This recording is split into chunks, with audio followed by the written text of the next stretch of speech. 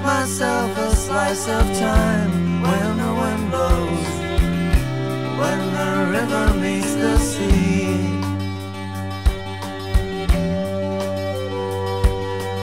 One of the prettiest sights of early spring is the primrose. And here we have a very fine example. Now, what a lot of people don't know is that every part of this plant is edible, from the leaves, which taste quite nice. They taste like the flower should look, but by far the best part of this plant is the flower, which are like nature's sweet shop. And they taste absolutely beautiful. They almost taste like the flowers look. So here we have one of my favourite little woodland survival snacks, the pignut. And the interesting thing about the pignut is that you have to be very careful when you dig down to find the root, which is what we call the pignut. So make yourself a little digging stick, and you have to very carefully follow the stem down. Now it goes very, very thin as it gets to the bottom. That is a very good one. Oh yeah. So first of all, wipe the mud away. Now, some people say these taste like a cross between a chestnut and a radish. It's one of the few sources of carbohydrates you'll find in the wild.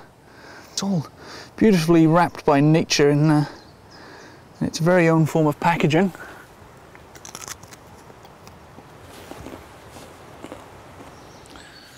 The hawthorn is one of the most useful of our woodland trees. This time of year, we can pick the flowers and the youngest leaves and make something that was known in the countryside as farmer's bread, or bread and cheese. It's really quite tasty.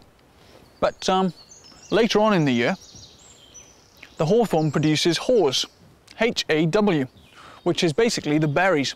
And to me, they taste just like avocado, really, really good.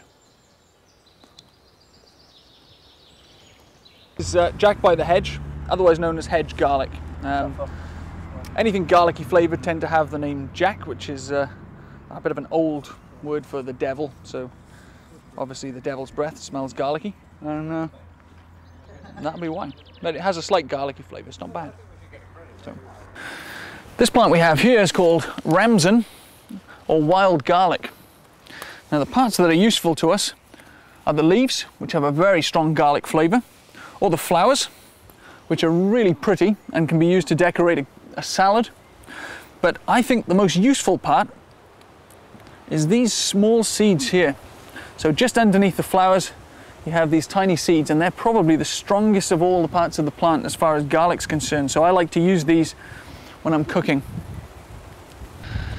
One plant that needs absolutely no introduction is this one, the stinging nettle. Now, if you reach down from above and just grab the top few leaves, it doesn't normally sting you. So this is the part that we find the most useful. Forget the rest of it. All these leaves, the big ones down here, they've gone far too old, really fibrous, not worth worrying about. But these top leaves are absolutely ideal for cooking or for making tea. Now, nettles have been associated with a lot of health benefits, mainly as a blood purification or as a general tonic. It's actually very rich in iron, so it's a really good food for people who are anemic. And as a survival food, it definitely has its place.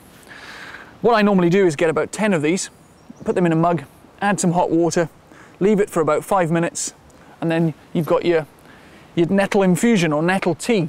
Another plant that has a lot of use for a survivor is the dandelion. Common as muck.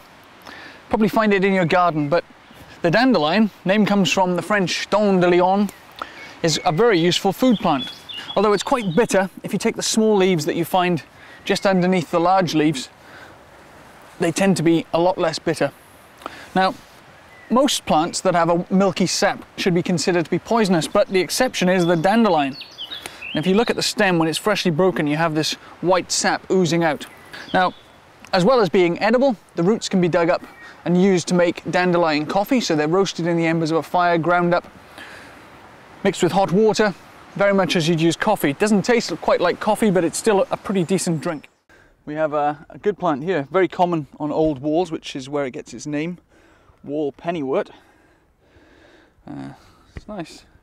So it's as well as growing on walls, it's sort of penny shaped. I guess that's why the name comes from. It has another name, Naval Wood, as in naval belly button, because of its slight resemblance to one. And I think it tastes very much like a sugar snap pea. Cut myself a slice of time when the wind blows.